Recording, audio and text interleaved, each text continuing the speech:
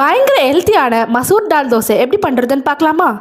அதுக்கு நம்ம ஒரு சில ஐட்டம்ஸ்லாம் வந்து ஊற போடணும். மசூர் தால், 5-6 பல்லு பூண்டு, 5 கார மிளகா, ஒரு தக்காளி, ஒரு துண்டு இஞ்சி, இதெல்லாம் சேர்த்து தண்ணி ஊற்றி ஹாட் வாட்டர் ஊற்றிக்கலாம்.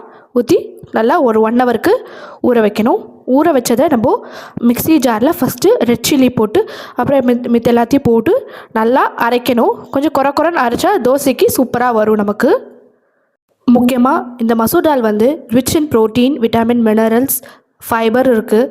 ஸோ இது கண்டிப்பாக வந்து வெயிட் லாஸ்க்கு நீங்கள் எடுத்துட்டிங்கன்னா ரொம்ப சூப்பராக இருக்கும். அரைச்சதுக்கப்புறம் உப்பு போட்டுக்கோங்க.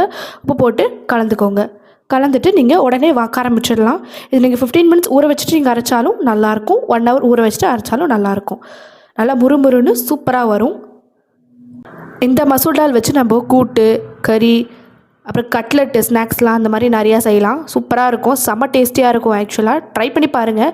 கட்லெட்டு எல்லாம் நானும் வீடியோவாக போடுறேன் உங்களுக்கு செஞ்சுட்டு. பாருங்கள் தோசை எவ்வளோ சூப்பராக வந்திருக்கு அப்படின்னு.